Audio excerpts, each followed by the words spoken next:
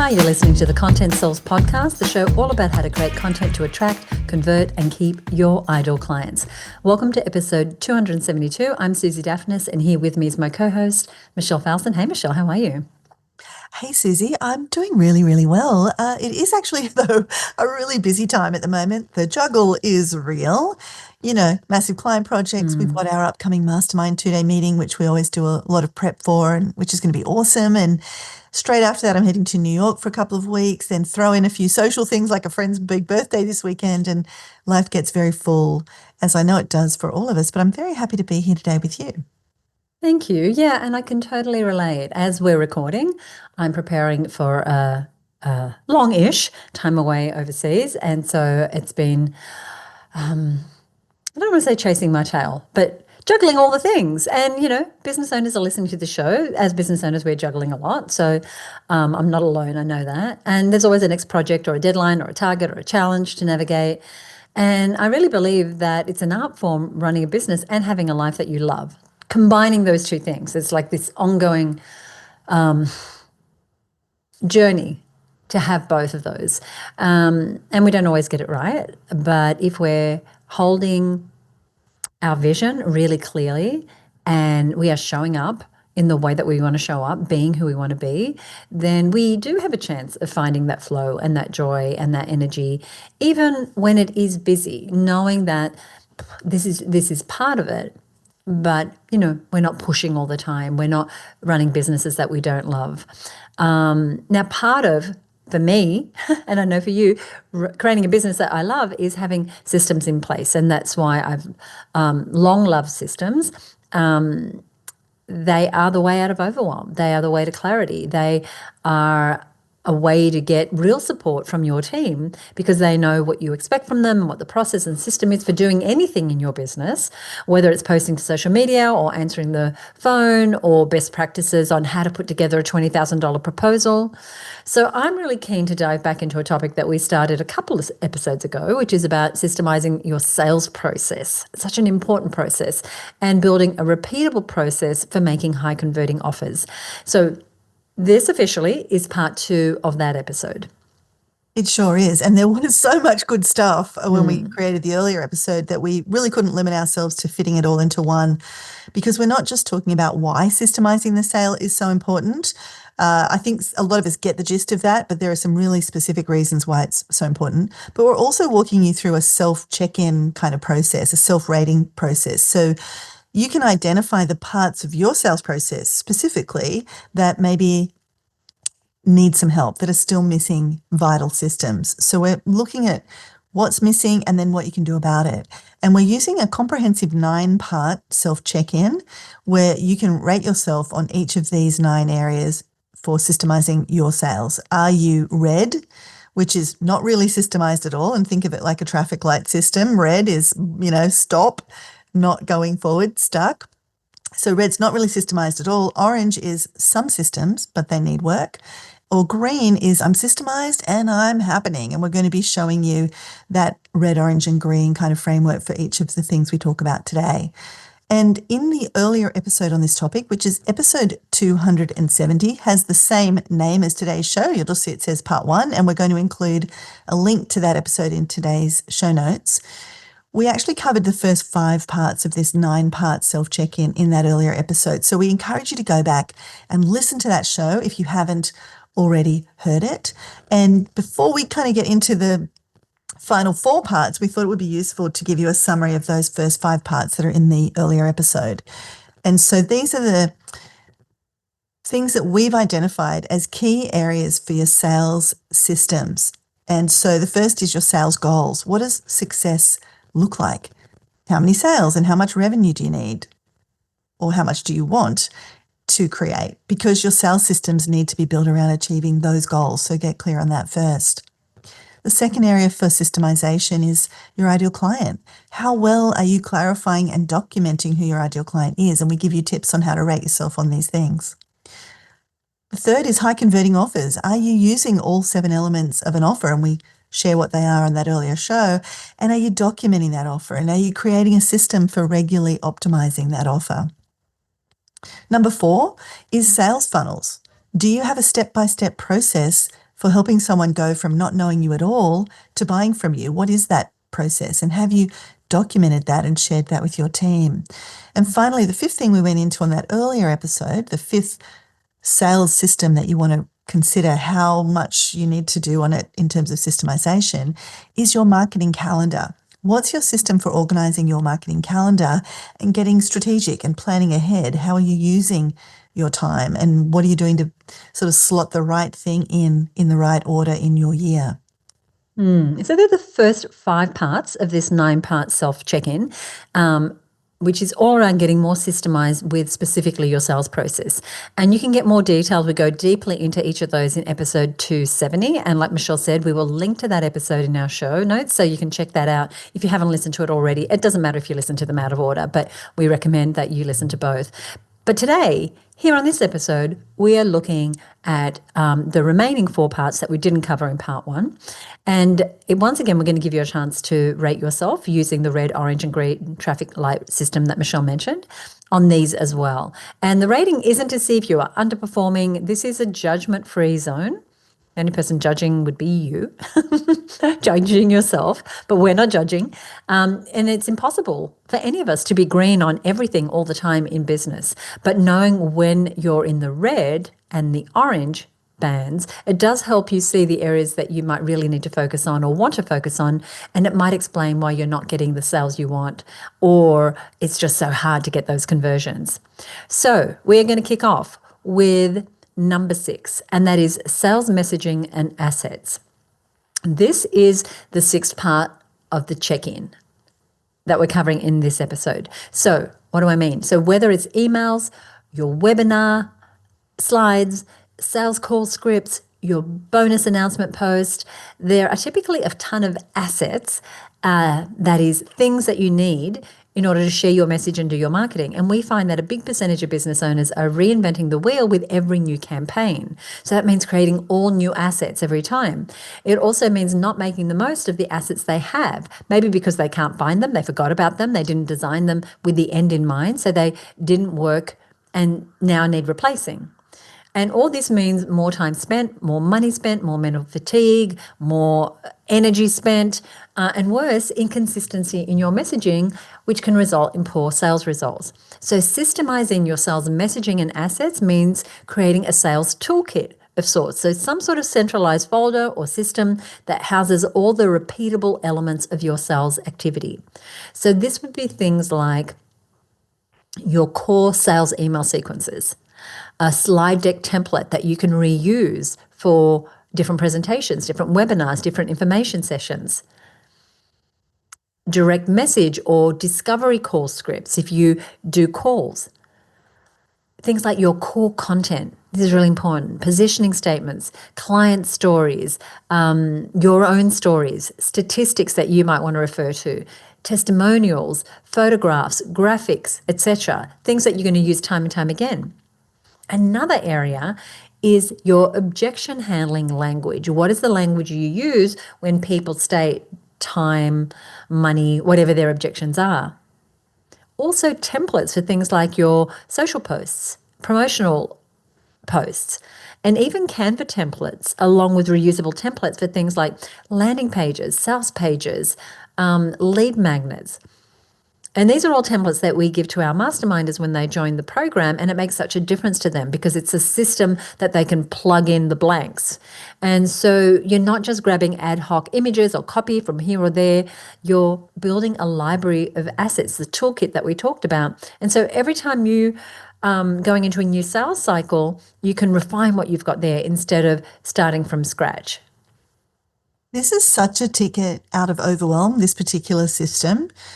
There is so much power in rinsing and repeating our marketing and having this mindset of, if I'm creating an asset and thinking of it like, what is the definition of an asset? It is something that grows in value over time, and it's something that's valuable right now. And so if you're writing that email sequence, you're creating that landing page, think of it like an asset that you can use again and again.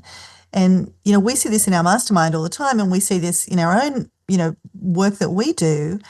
the power of rinsing and repeating, of having that template that you always go back to, of using that same email sequence you used last year, this year, but maybe with just a few tweaks, because our audience actually needs repetition. We get bored of our marketing way before everybody else does. We're reinventing the wheel way more than we need to be in many cases. Many of the campaigns that Suzi and I run and that I work with my clients on are the same email sequence we used last time, maybe with like a tweak here or there. So, Right. the mastermind experience that we run together, Suzi, we have in our toolkit, our library of assets, we have the email sequence filed somewhere we can find it that we used last year. And then we look at it this year, and sometimes it's just updating it a little bit, or we've changed a bonus here or there and we just tweak it. So instead of a complete reinvention, we're able to, build on what we did before. And it also makes it so much easier to delegate. You can bring team members in on this. When you have that library of assets, for example, you could bring a writer in and say, here's the folder. Here's last year's campaign. Here's what we learned. These 2 hooks didn't really work. We want to lead more on these other hooks. Please go ahead and update it for this year. And here's some other stats and customer language. Or you've got a virtual assistant and you want to just reload last year's emails, and they can just reload them and tag them and set the whole system up for you. So as we think about creating these assets and having a system for your sales messaging and assets, we wanted to give you a self-check-in question here, because remember, this is a chance for you to rate how you're going on this system. And this is the question, the reflection question for you. Am I starting from scratch with my sales emails, my slides, and other messaging?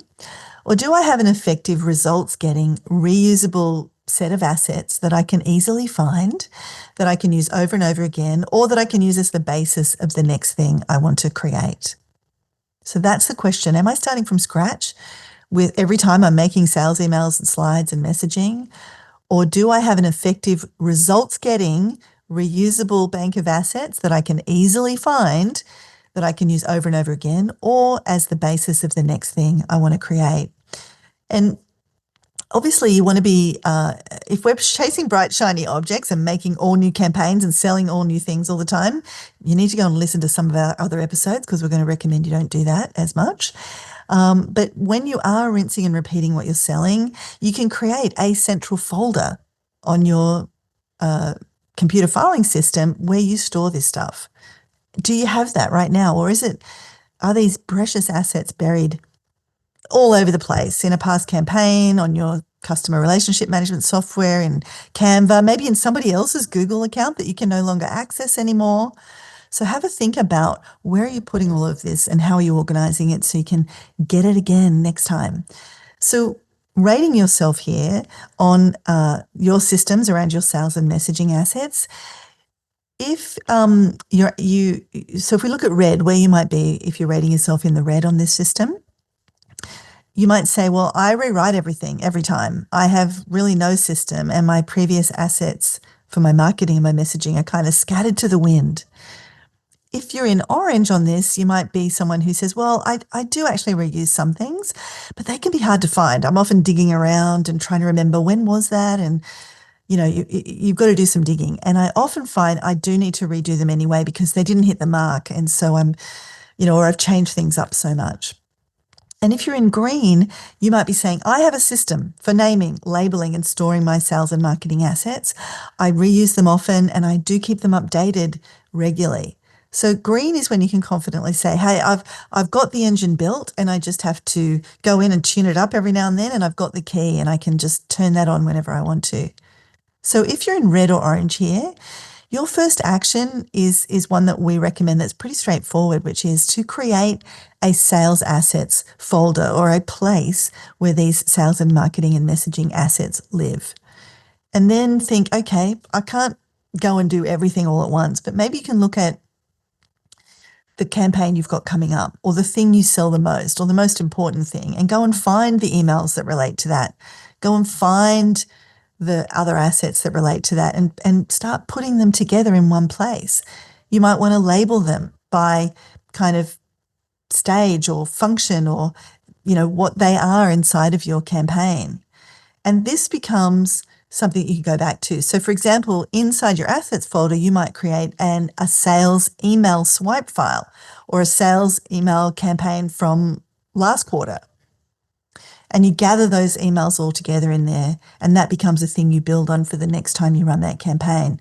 You can also do things like what Suzi was suggesting, gather those visual assets, all the photos and logos and images that relate to that campaign.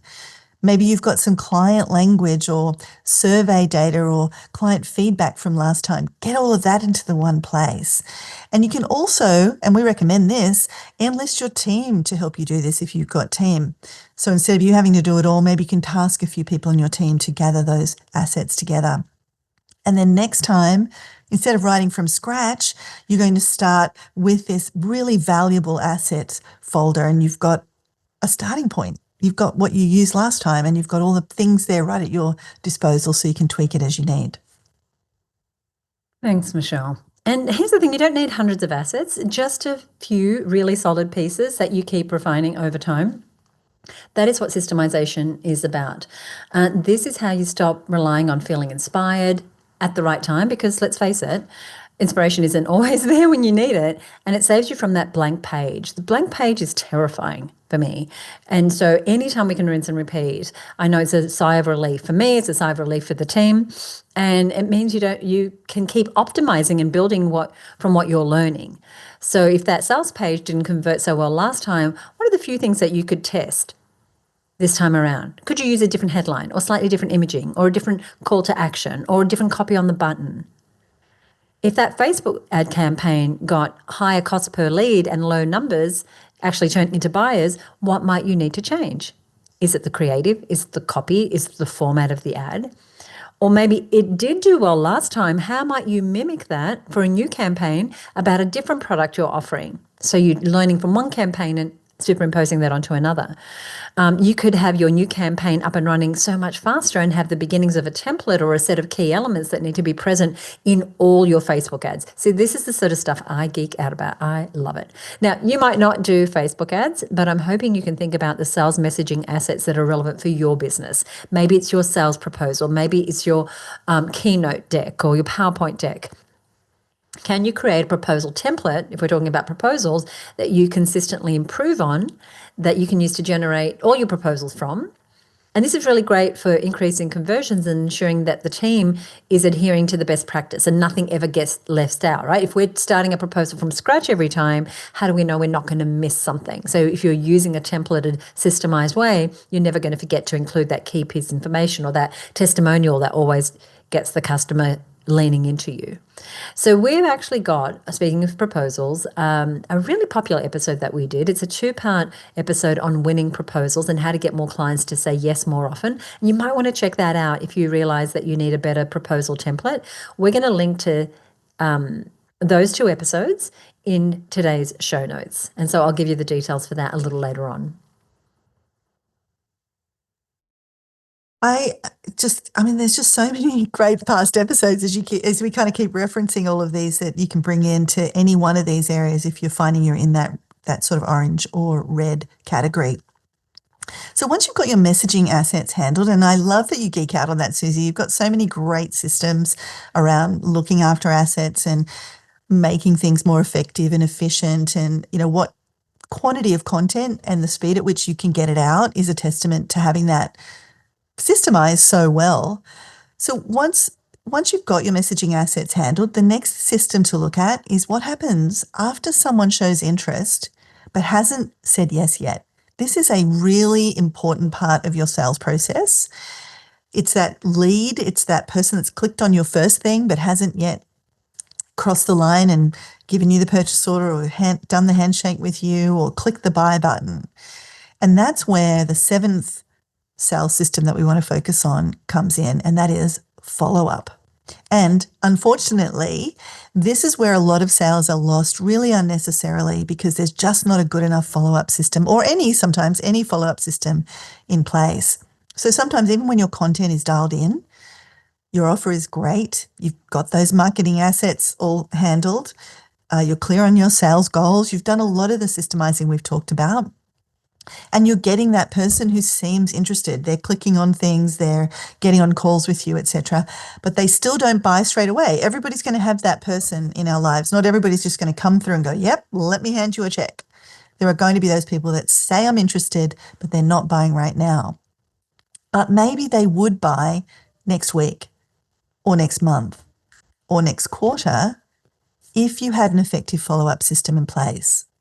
And this is where that falling through the cracks tends to happen. And maybe as you're listening, you're cringing a bit because you're like, oh, I've got several cracks in my business that I know these hot leads fall through.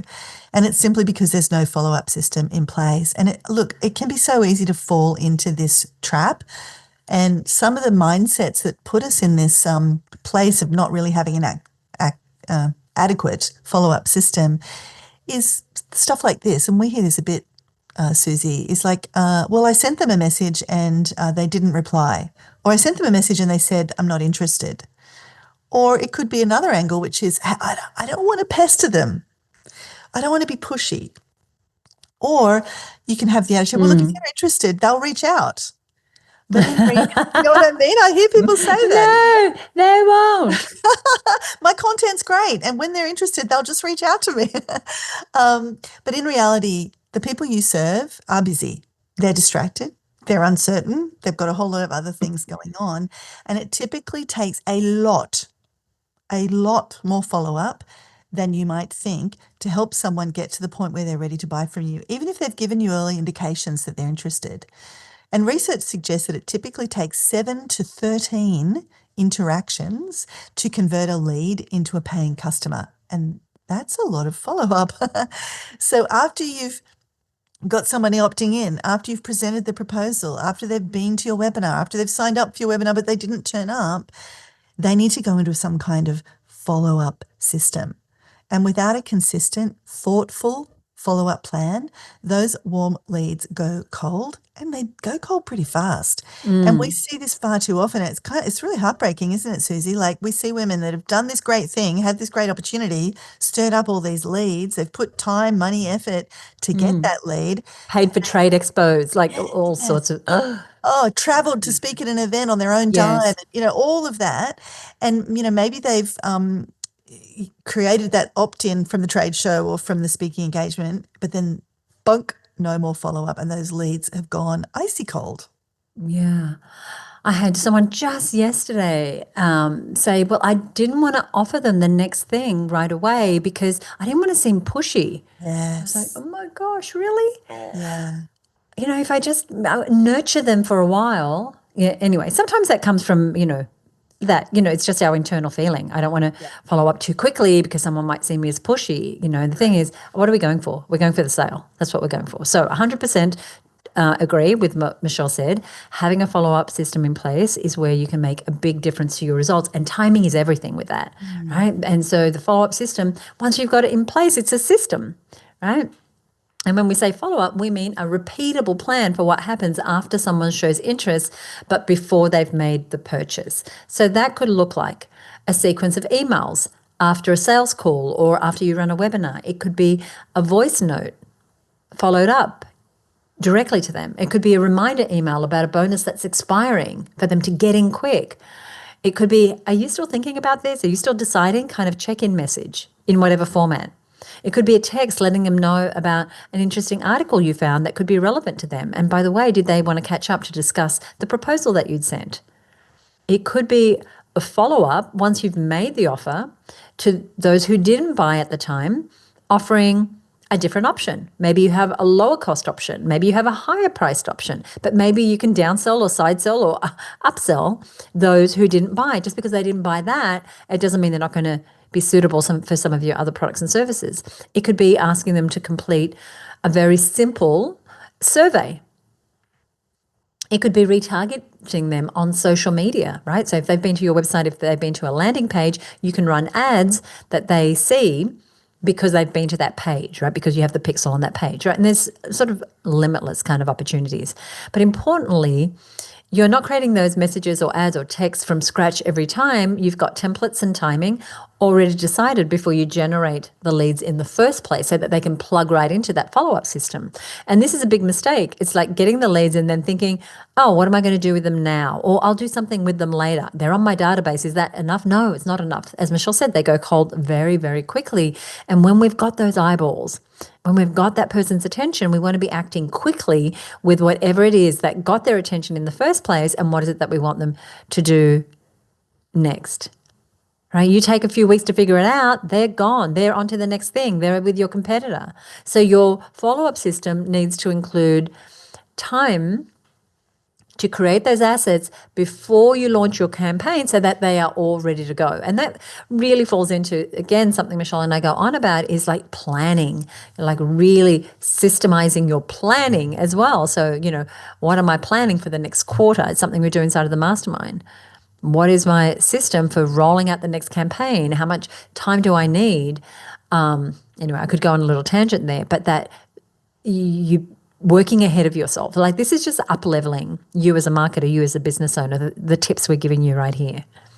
I love what you're saying there. I love those list of examples of things that, could be the kinds of areas for follow-up. And, there's probably other areas as you're listening that you're thinking, oh, it could be this or it could be that. But I think the golden rule here is every time you think about generating leads, you do not want to just think about that as an act in isolation. You kind of need to see them as two sides of the same coin. If I'm going to run ads to generate leads, what is my follow-up process to turn those leads into buyers? And what happens if they don't do the thing, sign up for my webinar or whatever right now? How am I going to keep them moving forward? And so I just loved everything you said there. And I know you were kind of going, well, I could get on a tangent here, but like it is so true about the planning piece and just it's not being so knee-jerk. It's like, oh, I need leads. Quick, let's just run that. Let's do that letterbox drop. Let's run that Facebook ad. Let's quickly put on put all this money into putting together this lead magnet. And then you get all the leads and then it's like, oh, hang on a minute, I haven't thought about what to do with them next. And by the time you've done it, they're cold. So here is your self-check-in for your follow-up sales system. The question to ask yourself is, do I have a follow-up plan for people who show interest but don't buy right away? Or do I have a follow-up plan for people that get opted in to start with me? Am I continuing to move them forward with me? If your follow-up is, I'll reach out if I remember, or worse, you just move on, you're leaving sales on the table. And this is one of your most high leverage points as you think about all these sales systems we're talking about. So rate yourself like this. Red would be, I rarely follow up. I'm just focused on getting more new leads and more people in the front of the journey. I don't have a system. I often leap into a marketing idea or opportunity fast and with little preparation or thought about how I will follow up those leads. And that's not a judgment. A lot of us are trying to manage many, many things, and that's how we're handling this shortage of leads. So that would be a red, put you in the red zone. Orange, I follow up sometimes, but inconsistently, or it's a bit overly manual. And green is, hey, I've got a repeatable follow-up plan. I've got templates, I've got timing, I've got the messaging figured out. I do this before launching my campaigns or putting money into generating leads. And I'm continuously kind of adjusting and fine-tuning and reusing these follow-up processes. So green means you're not relying on memory or reinventing the wheel every time. Your follow-up is built into your sales flow. And this is so good for sales teams because you can just train them how you want that follow-up to be done. So the cracks aren't falling, people aren't falling through the cracks with your team. Yeah. Yeah. And then they won't feel like they're being pushy either because this is our system. This is our follow-up system. It's all part of the repeatable process for making high converting offers. It's like the follow-up is it's not an add-on. It's part of the system. So if you are, based on the ratings that Michelle just described, if you are sitting on red or orange, your first action step is to do an order of the current follow-up processes that you might need. So just make a list of where the gaps are. And then you want to work your way through creating those systems, ideally starting with whatever's going to make the biggest difference. So for example, if you've got some really high value leads that are getting on calls with you, and you realize you're not really doing enough follow-up, they're the ones to focus on building the process for first versus perhaps following up on people who downloaded a free lead magnet, right? They're not as warm. And we have got a bunch of resources, no surprise to regular listeners, on how to create follow-up campaigns. So episode 59 is how to reach out to your audience after losing touch. And episode 8, way back when, was how to create an email nurture campaign. And we're going to put links to those and anything else that we mentioned that we feel would be a really good companion for this in our show notes. And I'm going to tell you we can get the show notes a little later on. And a wonderful part about getting these systems in place is that you don't have to be the one doing them. If you have a team or even a part-time virtual assistant helping you, this is the kind of thing that they can implement on your behalf, but only once you've systemized it. Only once you've systemized it, right? That's the key to freedom, is putting these systems in place. So true. And I've just been thinking about what you said, like this is really how you level up. This is how you level up your marketing and yourself as a business leader and how you level up your team. So I think that's absolutely true. So let's just say you've got your follow-up system sorted. Yoo-hoo. We want to move on to the 8th area to be thinking about systemizing your sales. And we're going to zoom out a bit and look at how you actually measure what's working and make better decisions over time. And that's what we cover in this idea of your sales reporting and metrics. How are you systemizing your sales reporting and metrics? That's our 8th area for this 9-part sort of self-check-in that we're asking you to do. So you've made the offer, you've followed up, hopefully you've converted some leads into clients, but there's still one more piece that gets skipped, and that's having a system for capturing your sales and marketing numbers so you can know how close you are to your goals at any point. And you want to understand, like in the lead up, let's say you're launching a big campaign and you need to have 1,000 people sign up for your challenge or your webinar or whatever it is. You want to know as you lead up to that date of the webinar, how many people have we got registered?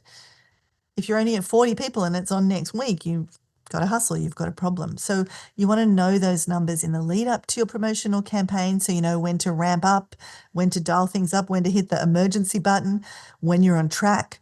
And also so you can see what part of the process is working and what's not. So you can look at that after the campaign and see, okay, how did we do? What was the wash up on this? And that helps you to improve your results over time. Yes. This is where you start to close the loop, because selling isn't just about what you do. It's, how do you reflect on what you did? How do you learn from what you do? And that's why reporting and metrics need to be part of your sales system. I know for us, again, it's all part of the process. The post-event campaign, part of the post-event tasks is analyzing our reporting and getting reports on what just happened. When this piece is missing, you are flying blind. You're on to the next thing, not knowing what worked and what didn't work. You don't know if your webinar converted or at what percentage, if your bonus really drove urgency, or if your sales emails were even opened and clicked on. And what often happens is people repeat what didn't work or throw out something that did purely because they haven't really analyzed it. They haven't really tracked it. And systemizing your metrics doesn't mean you become a spreadsheet junkie. You don't need more metrics than you need. It means tracking a few key numbers consistently so that you can make better decisions. And we're going to give you a list of those numbers in just some suggested numbers in just a minute. But there are 3 core numbers that we recommend you start tracking at the bare minimum: leads, sales, and your conversion rate. So first you want to capture those that are part of your sales goals, like we shared in our earlier episode, as the first thing to get systemized. And once again, if you haven't listened to that episode, we're going to give you a link to that. And then you want to track these numbers. Leads, how many people actually came into your funnel versus the goal number that you needed to reach your sales goal. Okay, so how many people actually came into your funnel versus the goal number you needed to reach your sales goals. Then sales, how many people actually purchased your offer versus the number of people you need or want to have purchased your offer in order to reach your sales goals. And I'll just explain again, if you haven't listened to that episode, because the very first thing we cover is your vision and knowing what are you actually going for, then you're tracking to that. Right? That's what we're talking about when we're talking about your sales goal, having that really clearly in mind to start with. Number 3 is your conversion rate. How well did you do at each of the key points in your process to move someone forward? For example, how many people who landed on your opt-in page actually opted in for your lead magnet? And how many of those who opted in for your lead magnet, for example, actually signed up for the webinar you were offering? And how many of those attended? And then of those who attended, how many actually purchased? And thinking in percentages, right? Because you can get fixated on the actual numbers. Don't worry about that. You don't want to track volume only, right, Michelle? 100%. This is a big mistake. We see people that are actually making great progress, not being able to see the forest for the trees in their metrics. So, for example, somebody will say to us, well, I had, I only had 20 people buy.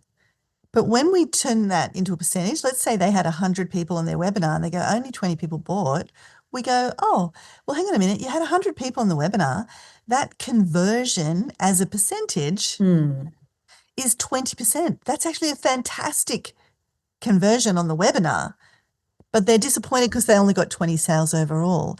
But actually, they did great once they got someone to the webinar. Right. They just weren't getting enough people to the webinar.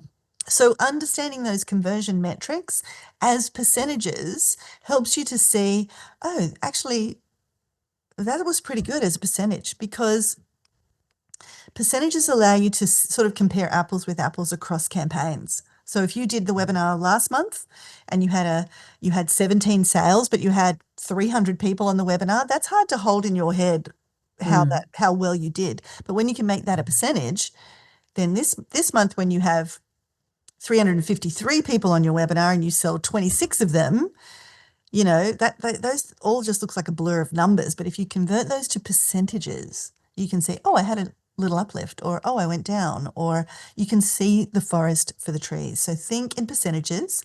It's a big mistake to track, as you said, Suzi, just to track volume only. I got 20 sales. I had 364 people. So that's a piece of feedback we're giving to our masterminders all the time. And when they get it, when they start to think in percentages, oh my gosh, doesn't the light go on, Suzi? Yeah, absolutely. And they stop beating themselves up as well. Yeah. Right? Because they're converting well. Maybe what's missing is the amount of traffic, Yeah, exactly. So look, I really think those three metrics that Suzi just gave you, track your numbers, your leads, the number of leads you're getting in, the number of sales those leads are turning into, and what the conversion rate is. Overall, like how many of all the leads I got, how many sales did I get? But also look at those key points along the way, because that will help you to see where the problem was. You did great once you got into the webinar, but not many of them opted in for the lead magnet, or they opted in for the lead magnet, but they didn't opt in for the webinar. Oh, that's where I'm making a mistake, or I can improve. So if you're doing that already, like if you're already doing that, we'll give you a couple of things to build on it. But if you're not, that is the place to start. Just start there. And if you only ever did that, you'd be in a better place than probably 95% of all the business owners on the planet. But if you have got some of those basics already, you may want to look into having a system for regularly tracking and measuring things like your email open rates and your click-through rates, especially if you've got a big email list and you rely on that list. If you've only got a few people, then you might not need to do that right out of the gate. Maybe another thing to track is your traffic source. Where did your buyers come from on that campaign? Maybe some of them were paid through Facebook. Some were from a certain referral partner. Maybe some came from your own in-house email list. Understanding the percentage, again, think in percentages of the total number of sales that you got, and what source they came from. And this is really helpful too. Like you might have a strategic partner who emails out for you and they send you lots and lots of leads. And you think, wow, these people are super valuable. I'm going to keep asking them to send for me. But when you look at your sales data, they're not sending you very many sales. They're sending you a lot of leads that don't turn into buyers. Or inversely, you might have a fantastic strategic alliance partner who's only sending you a handful of leads a month, and you think, oh, they're not as good as this other one that sends me, 100 leads a month, until you do the conversion percentage and you go, wow, every single person they send me turns into a client. Look after them with white gloves. So really thinking about your traffic source. Also the buyer type. Like if you have a way of segmenting your people that are buying from you, let's say you sell golfing tuition, you might find that the experienced golfers are the ones that are buying more than the beginners, or it might be vice versa. The beginners are the ones that are investing heavily in your tuition and training, and you can target them more and build more products for them. Or there's some other crucial number, like how many inbound calls you're getting a week, or how many proposals are getting converted each week, or whatever it might be. The goal isn't to obsess and get lost in numbers. The goal is to have enough numbers to spot some patterns. Oh, this is the kind of subject line that really works. Oh, this is the webinar topic that didn't do as well as all the others. We should not go down that road. Oh, look at this. When we open cart for just a short period of time on this limited time promotion, people are buying on day 3. Maybe we need to do more on day 3 to really tap into that momentum. Maybe there's a special bonus we can offer, or we can go live with a coaching session or something like that. And you do not have to be a numbers person or have complex spreadsheets. I love that you said that earlier, Suzi. Think about, how can this be easy? How can I keep it simple? Even if it means starting manually, just tracking a few numbers on a spreadsheet. And just a few numbers are better than a lot of numbers. Yes. It's really so true, right? It is. And, once you've done, done the rinse and repeat that we talked about earlier, and you've run those numbers a few times, things will become very evident. What are my percentages looking like? What went up? What went down? It just simplifies your life and your brain. So we're going to check-in question as it relates to your systems around your sales reporting and your metrics. And that question for you to contemplate right now is, am I consistently tracking and reviewing my key sale numbers after each promotion? Or maybe right now you're going off gut feel, thinking, well, that felt like it went well, or I think that worked. But how do you know for sure? So we're going to invite you to rate yourself right now. You can jot this down, or you can make a mental note. And we're going to use the traffic light system. So red is, I don't track any metrics or review my performance.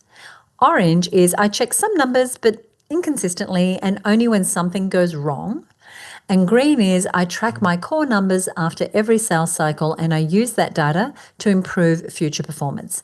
And remember, this isn't about having perfect data or perfect tracking. It's about having useful data that helps you refine your sales system over time. So if this is an area you're not systemized in, then your next step is simple. Just create a simple sales metric sheet. It could be a Google sheet or something on your whiteboard or whatever is easy for you. And before each sales activity, add your sales goals, leads, sales conversions, and then after each sales activity, whether that's some sort of promotion or launch or webinar or a series of calls or some outreach, through LinkedIn, however you do what you do. And it also could be after a particular time period, weekly, for example, capture and review those numbers. How did you do? How many leads came in? How many people bought? What was the conversion rate? Simple, simple, simple. Yeah, and yet profound. Like I would guarantee that you will learn so much if you can just have this simple system.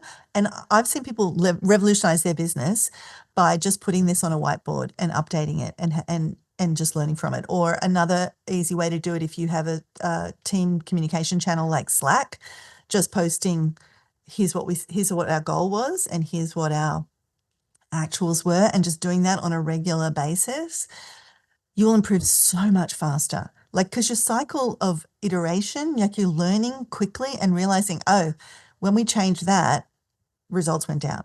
Or when we did this other thing, results went up. So what you count counts. That's a famous quote. I think it was by Chip Connolly originally. What you count counts. So what are you counting? What are the metrics you're looking at in your business? And if you want more sales, start counting the metrics that relate to sales. And this is how you go from random acts of marketing, which is just a ticket to overwhelm and no sales, to a refined sales machine, is building this part of the process, those sales and conversion metrics into your daily life. I used to have a system when I used to do a lot of marketing for a company that had a really big email list. Every morning, the first thing on my desk were those numbers from the day before. How did we go with our open rates? How many of those opted in? How many of those converted to sales? And I was able to tweak and refine or spot a problem right out of the gate. So that's number 8. How are you systemizing your sales and marketing metrics? And now we want to look at the final piece of the system of this 9-part process that we're kind of encouraging you to look at, one that ties everything together and ensures that your next sales cycle, whatever that is for you, maybe it's a weekly cycle, maybe it's the next launch, maybe it's the next monthly promotion, is better than your last. And this is number 9, your sales debrief system. This is the part I would say 99% of businesses skip. And yet I think it's one of the most crucial things to accelerating your growth as a business owner. Because once the card is closed or the promotion is over or the deal's been won or lost, it's tempting just to move on to the next thing, right? We're thinking, oh, okay, I've got to get another sale or another lead or another promotion.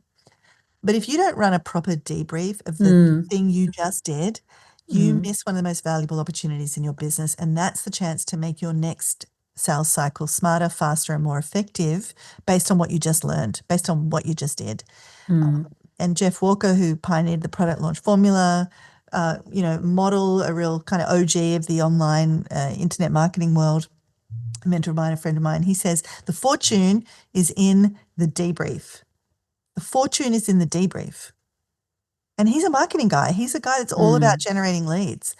So systemizing the debrief, what do we mean by that? It means you have a repeatable process for reviewing what happened in your promotion or your sales effort, and you document what you learned. You're not just reflecting casually, you're actually capturing those insights in a consistent way, ideally in some sort of shared document or folder that involves your team, that you analyze consciously and at a set time after the completion of your program or your promotion, and that you can revisit and learn from to improve for next time. So here are the 5 core questions that we recommend that you incorporate into your debriefing. What worked well? What didn't work or felt clunky? So what worked well is the stuff you want to do again. What didn't work or felt clunky is stuff you want to change or maybe not do at all. What did I learn about my ideal client? Oh, we've suddenly realized that she's not actually 40 years old. She's 50 years old. Or, oh, she doesn't like to say, I want to grow my business. She likes to say, I want to have more impact and help more people. So you learn these things. What would I change next time? What assets can I reuse? Hey, that was great. We're going to do that again. Or that I can improve, or that might be duds that we sort of archive away. So there are some questions to think about in a meaningful debrief. And what's important about what you're saying there is that when you do it as part of your system, you do it while you're fresh, not the next time you go to do it, which could be weeks, months, years later, and you've lost a lot of that intelligence, or the team members who worked on that are no longer with you or whatever. The timing of that debrief, I think, is really important. And it can take just 15 to 30 minutes. We do this with our team. But it creates exponential return on investment because you're not just reacting, you are refining. And so we have a self-check question for this system, and that is, do I run a formal debrief after every sales cycle and capture what I learn? Or are you moving on to the next thing? Maybe you're telling yourself, I'll think about it later, but you don't really get the time and space to circle back. And when you do come back to it, a lot of what you learned is maybe faded away into the background. So go ahead and rate yourself. Red in this instance is I never debrief, I move on without reflection. Orange is I think about what worked, but I don't really capture it anywhere. So you're thinking about it, but you're not perhaps documenting it so that you have it there to go back to. And green in this instance is I have a debrief template and I use it every time, saving insights in a document that I can reference later. So green is when your business is learning, it's evolving, you're not just running the same cycles over and over again, expecting different results, that old definition of insanity. So if you are red or orange here, your next step is to create a really simple sales debrief template. Now, you can set it up in a Google Doc with those 5 questions that we mentioned earlier. What worked, what didn't, what did I learn about my buyer, what would I change next time, what assets can I reuse or refine? And maybe someone on your team can gather this data for you, right? Maybe you don't need to do this. That's a system. Whose role is it to get the debrief information together? Yeah, and you can kind of crowdsource that information. So there's a process that I learned from Ryan Levesque called the do different process. And so at the start of every campaign that we worked on together, we would create this do different spreadsheet. And we would share it with the entire team that was involved in the marketing and delivery of that campaign or that program or whatever it is. And basically, people could just put something on there as it happened. Speaking to that point you made, Suzi, right? Like in the moment, it's like, next time we do this, we should not open on a Monday. Now you're thinking about that on Monday when, or it's a public holiday or something, right? You're thinking about it in that moment, but unless you capture it on the spreadsheet right then and there, later, this campaign might be 6 weeks long. You don't remember. You're racking your brain. You go, I know there was some insights and I can't remember what they were. So having that, opening that document right at the start of the campaign and sharing it with your key team members that have insights to give you.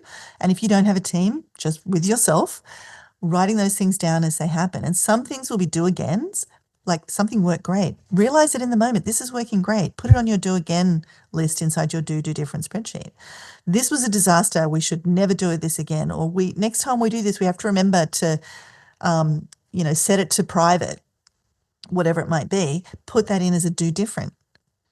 And so what we would do is we would open that up at the beginning of a campaign and let the team just real time add stuff to it. So it will be building over time. And then right at the end of the campaign, sometimes it would be like after a live, we would do a lot of campaigns that were live events, say a 3-day event. We didn't even wait till one night had passed. We'd be all exhausted, but it just became so normal that when we logged off from the main Zoom with everybody on the call, the clients that we were, having this sales event, we'd log into the internal Zoom and we would right there go through the do different document. And we'd also look at the client feedback. And it was the fortune is in the debrief, especially like you said, if you can do it hot on the heels of the insight, because they're the things that make the difference.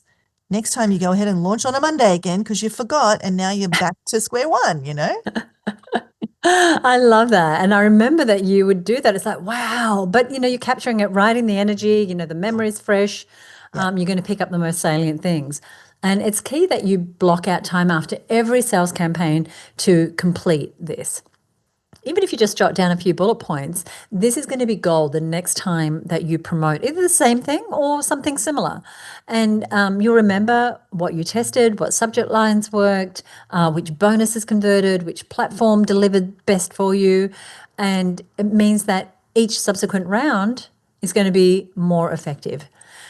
And that, my friends, wraps our 9-part sales system self-check all the way from vision to debrief. And I'm going to recap all 9 for you. So number 1, where we started in the last episode 270, was what does success look like? How many sales and how much revenue do you need or want to create? Because your sales systems are going to be built around achieving that. That is your first and primary system. The second is ideal client. How well are you clarifying and documenting who your ideal client is so that you can reference that and use it as the North Star for all your marketing? Number 3 is high converting offers. Are you using all 7 elements of an offer? And these are 7 specific elements of high converting offers that we talked about in that episode and that we have a freebie and a download for available. And are you documenting them and creating a system for regularly optimizing your offer? Number 4 is sales funnel. Do you have a step-by-step process for someone to go from not knowing who you are to buying from you and having you documented that sales funnel with your team? Super important.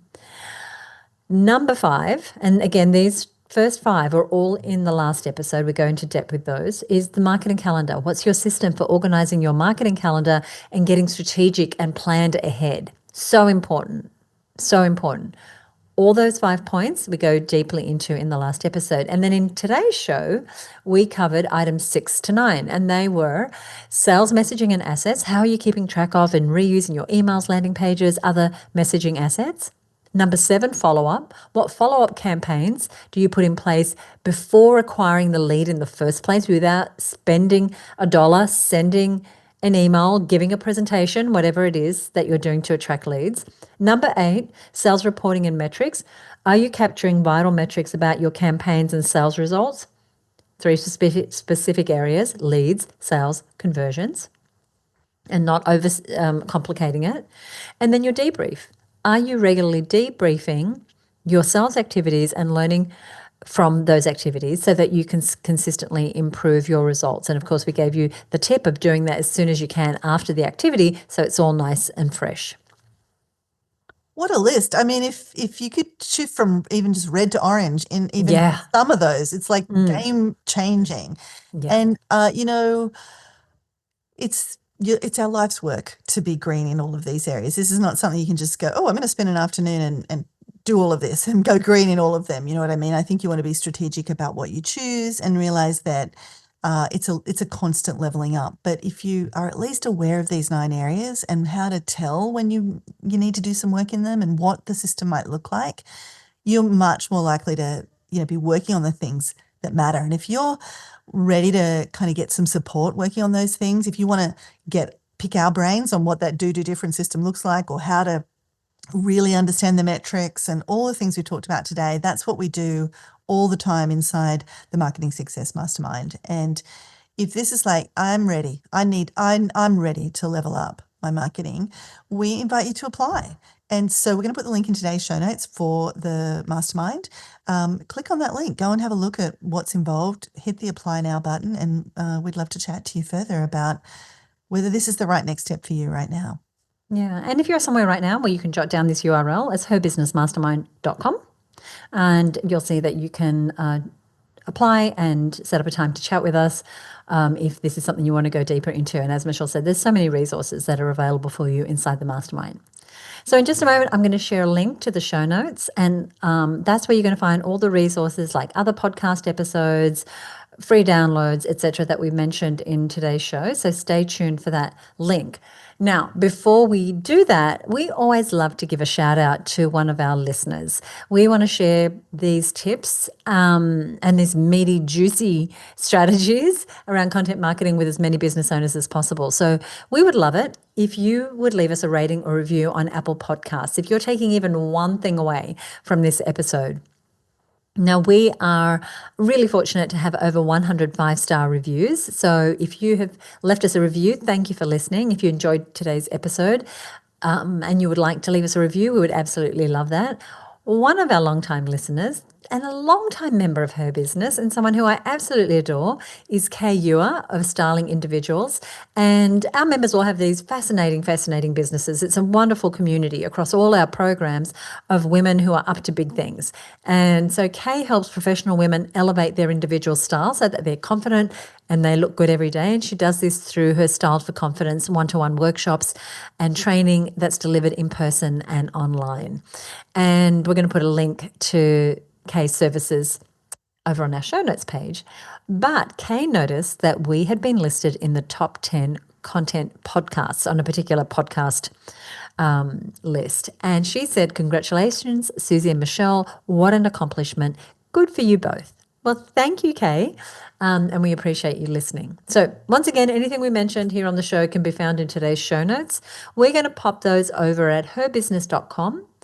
System for Sales 2. That's the number 2. So herbusiness.com, then a /, then all one word, system for, FOR, sales, and the number 2. Alrighty. So we have got a fantastic episode coming up. Michelle, tell us about it. We do. It's how to grow your podcast, and we're talking to podcast expert Gab Burke. And Gab attended our advanced offer creation workshop earlier in the year, and we were so smitten and impressed with her. She's so smart. She's got a lot of experience with podcasting. She's a multi-talented producer and presenter.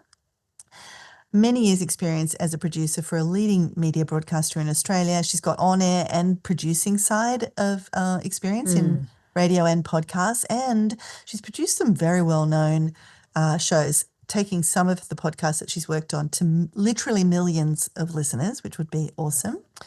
And she has her own podcast as well. So she understands what works and what doesn't.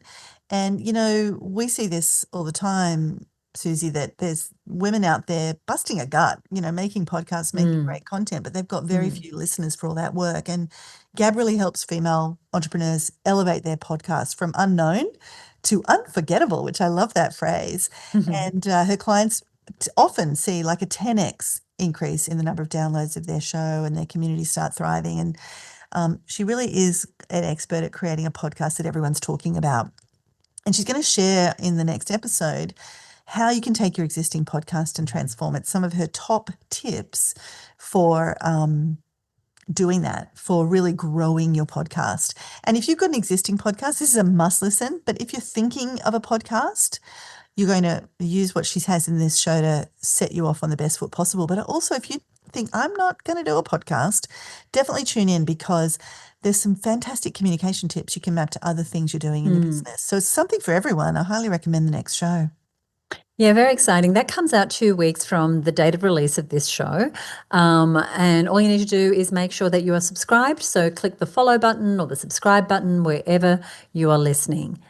Michelle, I've really enjoyed spending this time with you. I am excited to see more women systemizing their marketing and building repeatable processes so that they can make those high converting offers. Is there anything you want to say before we go? Just pick one thing from the list that we've shared with you, just one thing, and systemize it. Because what happens is when you systemize and you go, oh, that makes my life so much easier, you can get into momentum around other things. So I hope it's been an inspiration for you today to just pick one thing and get started. We want to thank you so much for listening. We love making this show for you, and we will see you next time right here on the Content Sales Podcast.